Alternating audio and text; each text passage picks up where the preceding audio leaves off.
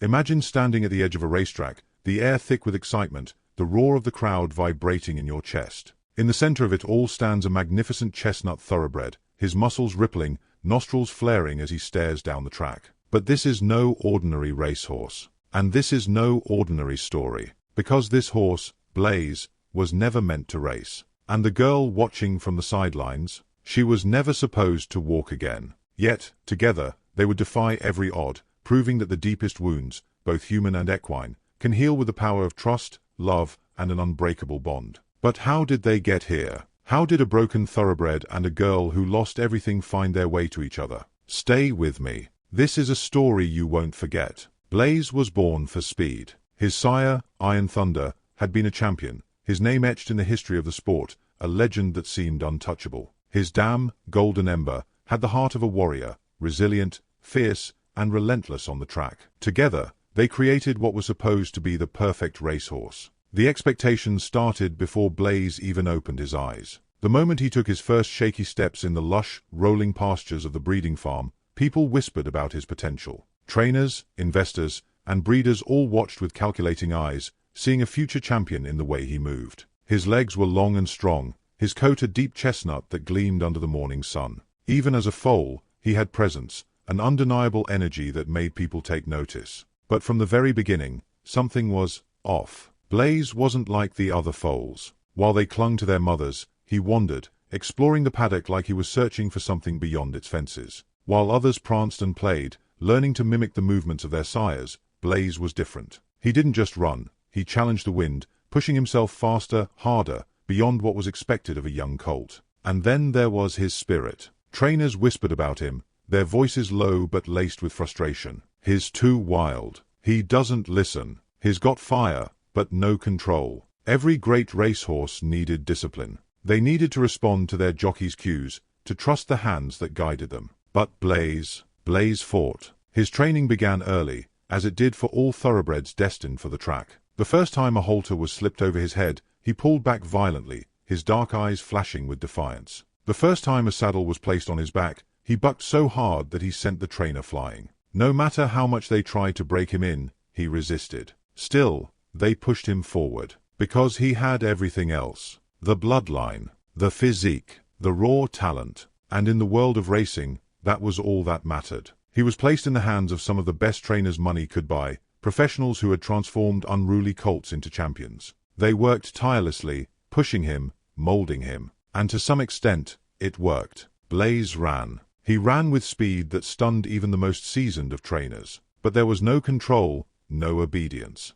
He didn't race for the jockey. He didn't race for the finish line. He raced because he wanted to. Blaze saw the track not as a competition, but as a challenge to conquer. He didn't pace himself like other horses. He didn't wait for the right moment to surge ahead. He ran with reckless abandon, pushing himself to limits even he didn't understand. At first, the owners were thrilled. They had a rare gem, a horse with fire in his veins and the speed to prove it. Give him time, they said. He'll learn. And so, they entered him into his first race. The stadium was alive with energy that day. The air buzzed with excitement, the crowd murmuring in anticipation as the young colt made his way to the starting gate. Cameras flashed, bookies whispered odds, and the announcer's voice boomed over the loudspeaker. Ladies and gentlemen, keep your eyes on the number 5 horse, Blaze. This young colt is making his debut today, and if his training times are anything to go by, we might just be looking at the next big thing in racing. Inside the gate,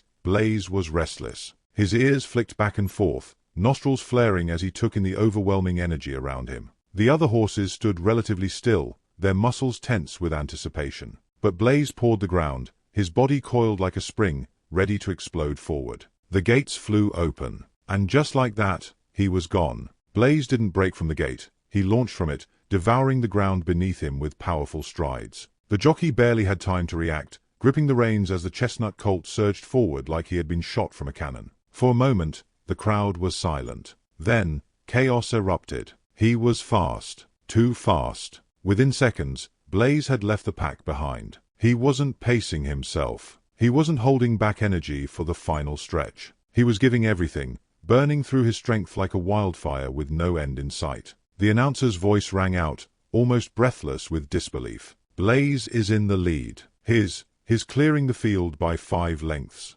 No, 6, 7. Trainers in the stands watched, some shaking their heads, others murmuring in astonishment. This was unprecedented. Young colts didn't run like this. They conserved energy, they played the game. Blaze wasn't playing, but something was wrong. By the final turn, the lead he had built began to shrink. His strides, once effortless, became strained. His breathing was ragged, nostrils flaring wider than ever. And then, just as he hit the home stretch, disaster. A sharp pain shot through his front leg. A split-second misstep. The ground beneath him seemed to vanish. Blaze stumbled, and then he fell. The crowd gasped. The world seemed to slow as his massive body crashed onto the dirt, momentum sending him rolling. His jockey tumbled away, barely escaping the crushing weight of the fallen horse. Trainers rushed in. The noise from the stands faded into an eerie silence. A downed horse on the track was never a good sign.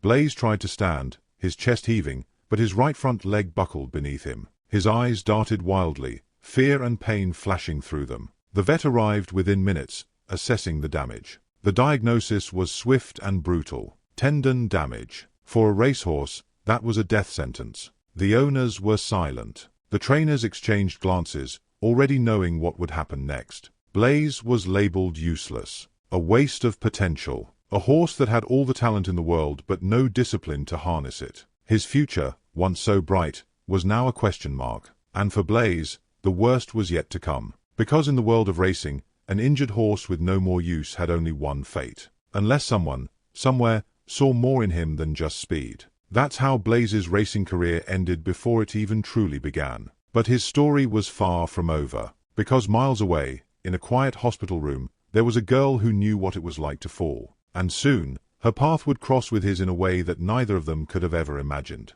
Miles away from the roaring racetracks, where the world celebrated speed and victory, another battle was being fought in silence. In a quiet hospital room, tucked away from the hum of life, a young girl named Emily sat by the window, staring out at a world that no longer felt like hers. Once, she had run through open fields, her laughter echoing under the endless sky. She had climbed trees, scraped her knees, danced barefoot in the grass, and chased the wind without a care. She had been unstoppable. Then, the accident happened. A careless driver, a screech of tires, the horrifying crunch of metal. And suddenly, Emily's world was no longer open fields and golden sunsets. It was a hospital bed, sterile walls, and the suffocating weight of stillness. The doctors had tried to soften the blow. They used words like maybe and we'll see, but Emily had caught the truth in their eyes. She might never walk again. Her parents clung to hope. They brought her books, puzzles, and every comfort they could think of. They smiled bravely, but Emily saw the sadness behind it.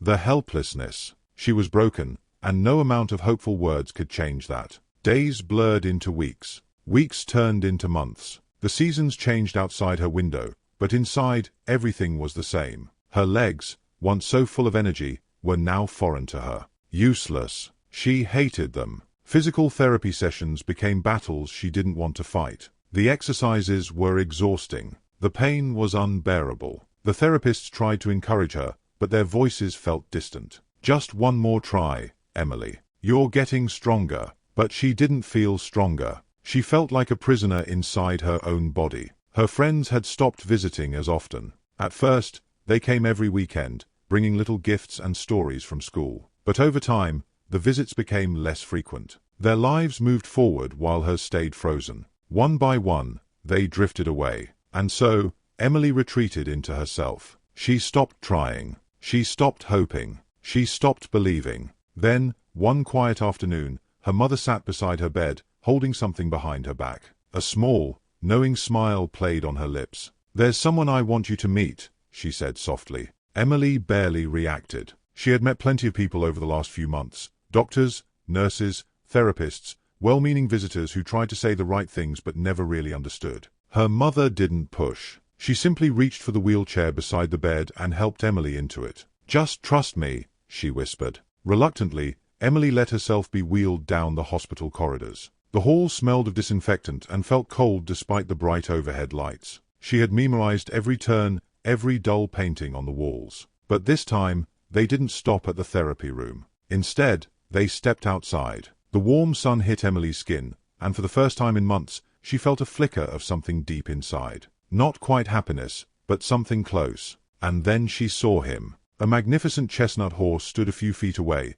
his coat gleaming under the sunlight like molten copper. He was taller than she expected, powerful and strong, yet there was something gentle about the way he stood, ears pricked forward, eyes filled with an almost human-like curiosity. Her mother knelt beside her. "This is Blaze." Blaze. The name fit him. Emily's fingers twitched against the arms of her wheelchair. She had never been this close to a horse before. She had only ever seen them in books and movies. A part of her wanted to reach out, but another part, the broken part, held her back. Blaze flicked his ears and took a slow, deliberate step toward her. Emily tensed. He was too big, too powerful, too alive. But then, something happened. Blaze lowered his head, exhaling a soft breath against her hand. It was warm, gentle, and strangely comforting. Emily didn't realize she was holding her breath until it escaped in a quiet sigh. Her mother watched carefully, not saying a word. She knew this moment wasn't about her. For the first time in a long time, Emily felt something stir inside her, a spark. Maybe, just maybe, she wasn't as broken as she thought. Little did she know, this meeting would change everything. 4 days after their first meeting, Emily couldn't stop thinking about Blaze. At night, when the hospital walls closed in around her, she pictured his warm brown eyes, the way he had stood so still in front of her, as if he understood something she didn't. She didn't understand it yet, but something had changed inside her. A tiny spark, a flicker of curiosity, something she hadn't felt in a long time. The next time her mother wheeled her outside, Emily didn't resist. Blaze was there, waiting for her. His ears perked up as she approached, and he took a slow step forward, nostrils flaring as if he was memorizing her scent. She felt nervous, but not in the way she usually did. This wasn't the sharp, painful fear she had felt in the hospital. This was something different. Excitement. Anticipation. Emily swallowed and reached out her hand.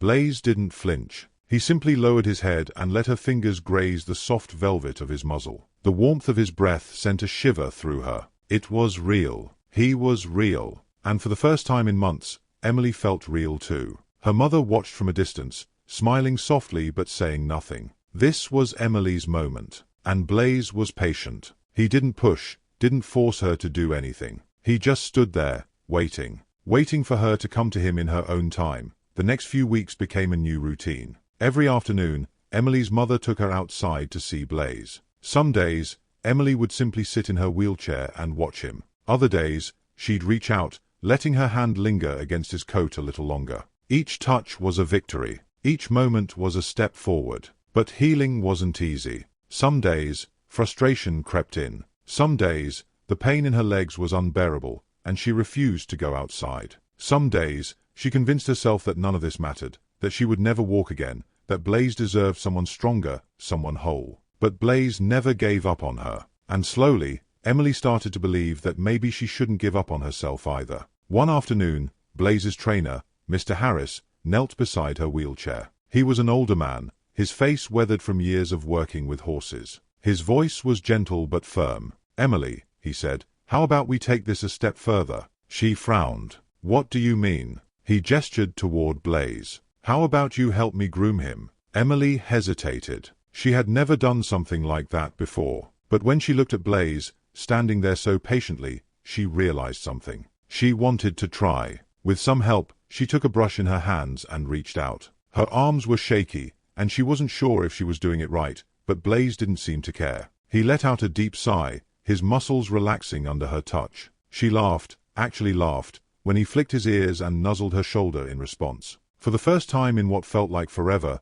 she wasn't just existing, she was doing something. And it felt good. But Emily wasn't the only one struggling. Blaze, once a rising star on the racetrack, was fighting his own battles. After his devastating fall, his owners had given up on him. A horse that couldn't race was useless in their eyes. Mr. Harris had taken him in, but Blaze wasn't the same. The fire in his eyes was still there, but something had changed. He flinched at sudden movements.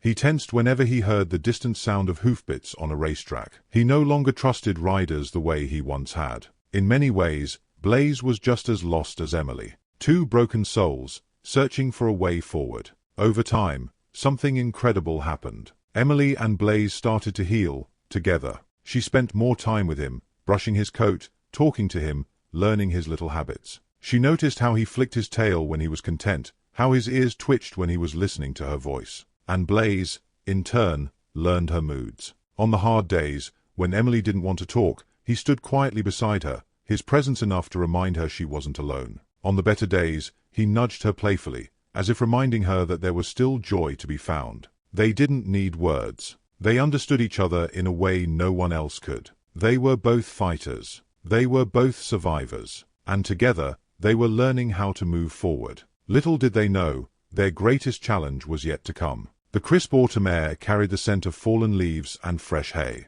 The sky stretched endlessly above, painted in soft hues of gold and blue. It had been months since Emily first met Blaze, and everything had changed. She had changed. But one thing remained the same. She was still in her wheelchair. Emily had made progress, more than she ever thought possible. She had regained some strength in her legs through therapy. She had learned to move, to stretch, to push herself. But walking still felt impossible. The doctors were hopeful, but Emily wasn't. Until Mr. Harris spoke up one day. "You know," he said, rubbing his chin thoughtfully, "I think it's time for you to ride him." Emily's heart skipped a beat. What? Her mother, sitting nearby, straightened in her chair. "Harris, she's not ready for that." Emily wanted to agree. She wanted to say it was ridiculous, that she couldn't even stand on her own, let alone ride a horse. But when she looked at Blaze, standing calmly in the paddock, something inside her whispered, why not? 4 days, she couldn't stop thinking about it.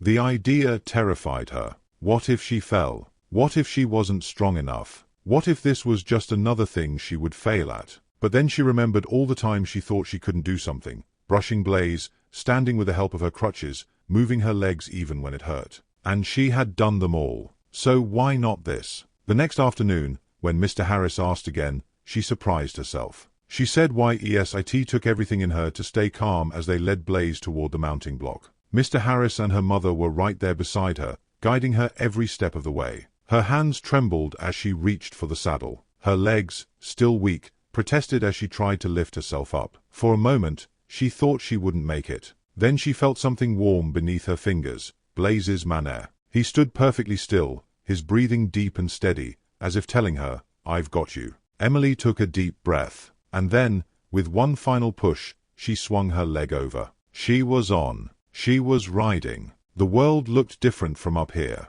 For the first time in so long, she wasn't small. She wasn't weak. She wasn't the girl in the wheelchair. She was Emily. Blaze took a slow step forward, his movements careful, controlled. Emily felt the gentle sway beneath her, the rhythm of his strides. And then, as if he knew exactly what she needed, he picked up the pace. Wind rushed past her face. Her heart pounded in her chest. And for the first time since the accident, Emily felt it again. Freedom. Little did she know, this was just the beginning of something even greater. Months had passed, and the world felt different now. Emily was no longer the fragile girl sitting in a hospital room, staring out the window at a life she thought she had lost. She was stronger now, physically, mentally, emotionally. And Blaze? He was no longer just a racehorse, trained to win at all costs. He had transformed into something more, something greater, a partner, a healer, a friend. Now, standing at the starting line of the charity race, Emily and Blaze weren't here for glory.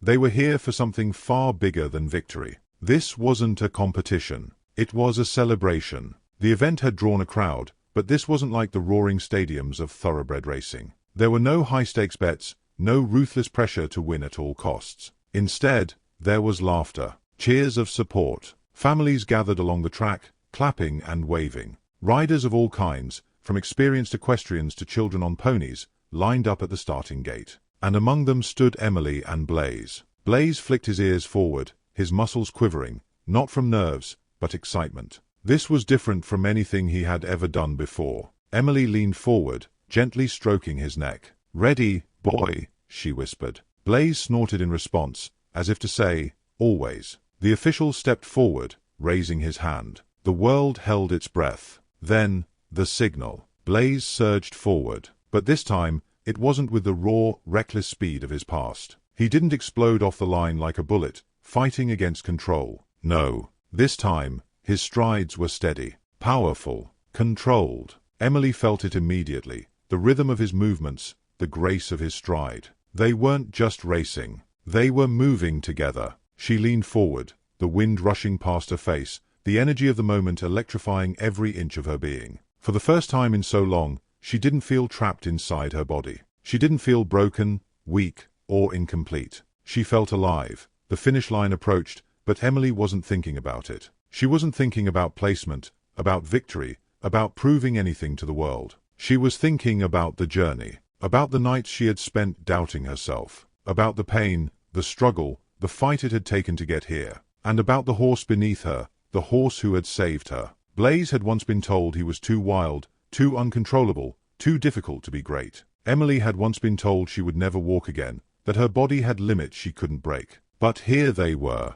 racing, flying, defying every expectation. And in that moment, they knew. It wasn't about speed. It wasn't about winning. It was about freedom. As they neared the end, Emily barely noticed the riders around her. Some had passed her, others trailed behind. But none of it mattered, because this wasn't about competition. This was about them. With one final, powerful stride, Blaze carried her over the finish line. The crowd erupted into applause, but Emily barely heard it. She leaned forward, wrapping her arms around Blaze's neck, burying her face in his manner. She wasn't crying out of sadness. She was crying because she had never felt so whole. Blaze exhaled deeply, pressing his head into her shoulder, as if he understood. And he did. Because this wasn't just a race. It was a beginning. The beginning of something bigger than championships, bigger than trophies, bigger than anything they had ever known. They had won each other, and in the end, that was the only victory that ever truly mattered.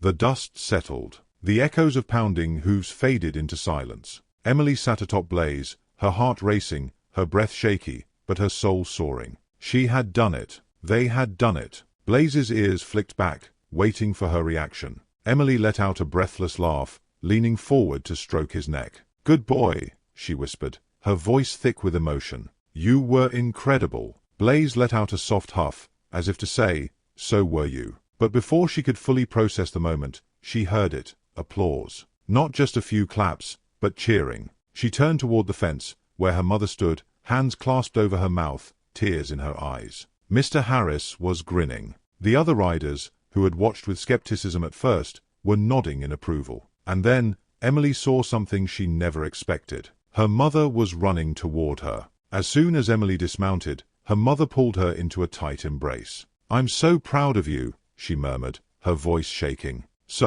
So proud." Emily squeezed her eyes shut. For so long, she had feared being seen as weak. She had worried that her mother's concern meant she didn't believe in her. But now, in this moment, she understood. Her mother had never doubted her heart. She had just been terrified of seeing her daughter hurt again. But today, Emily had proved she wasn't fragile. She was strong. She was capable. She was free. Mr. Harris stepped forward, patting Blaze's side. "Well, I'll be damned," he said with a chuckle. "This horse was meant to run, but not in races. Not for crowds. Not for trophies." Emily nodded, running her fingers through Blaze's manner. "He was never meant to be just a racehorse. He was meant to be so much more. A partner, a protector, a friend." "Emily," Mr. Harris continued, his tone more serious now, "Blaze's future is in your hands. You've proven what he can do with the right rider. I won't stand in your way." Emily's heart skipped a beat. "Are you saying?" He smiled. "Blaze belongs with you." She sucked in a sharp breath, looking at Blaze. Could this really be happening? She had spent months dreaming of this moment, but never dared to believe it could be real. Tears stung her eyes as she hugged Blaze's neck, burying her face in his warm coat. He was hers. Forever. That evening, as Emily sat outside Blaze's stall, she thought about everything that had led her here. The accident, the pain, the doubts. For so long, she had believed that victory meant running again, walking without pain, returning to the person she used to be. But now she understood, she didn't have to be who she was before. She had grown, she had fought, and she had found something more powerful than winning a race. She had found a reason to keep going. Blaze nudged her gently, his eyes warm and full of trust. Emily smiled. They had both been broken once, but together they were unstoppable. The world outside moved on,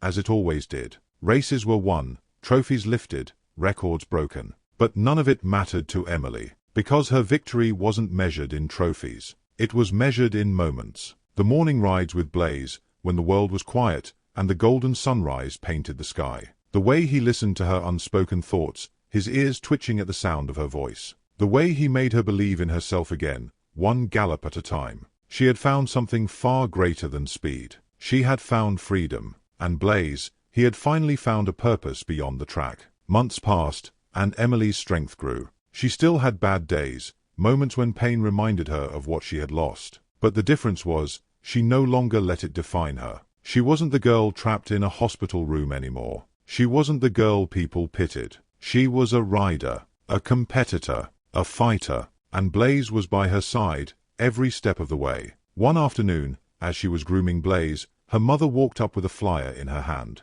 "Emily," she said carefully, "there's something I think you should see." Emily took the paper and scanned the bold letters at the top. Equestrian Championship for Para-Riders. Registration open now. She froze. Her heart pounded. "I think you should enter," her mother said softly. Emily hesitated, staring at the words. Could she do it? Was she ready? She glanced at Blaze, who flicked his tail and nudged her shoulder playfully, as if saying, "Of course you are." Emily took a deep breath. For so long, she had feared competition. Not because she didn't believe in Blaze, but because she was afraid of falling short. Afraid of failing. But now, as she looked at her best friend, she realized something. It was never about winning. It was about trying. It was about proving to herself that she wasn't broken. That she was strong enough to fight for her dreams. And she wasn't doing it alone. She smiled, running her fingers along Blaze's manner. "Let's do it," she whispered. The day of the event arrived faster than she expected. Emily stood in the arena, her hands tight around the reins, her heart hammering. This was it. This wasn't a test ride. This wasn't a private moment between her and Blaze. This was real. People were watching. Judges were scoring. And yet, when she looked at Blaze, all the nerves disappeared. Because no matter what happened today, she had already won. The announcer called her name. She inhaled deeply. And then, they moved. Blaze carried her across the arena with effortless grace. The world blurred around her, but she felt everything. The wind in her hair. The power beneath her. The unbreakable connection between them. She barely heard the cheers. She barely registered the moment she crossed the finish line. All she knew was Blaze had given her wings. And she was flying. When the results were announced, Emily didn't care about the placement. She didn't care about the scores. Because she had already won her greatest battle. She had found herself again. She had found her future. And she had found a friend who would stand beside her, through every challenge, every triumph, every setback. Blaze had been born to race. But his greatest race wasn't about speed. It was about love. About trust. About saving a girl who had once thought she was beyond saving. Emily wrapped her arms around his neck, whispering softly, "Thank you." Blaze exhaled, pressing his nose against her shoulder. And in that quiet moment, they both understood. Their journey wasn't ending. It was just the beginning.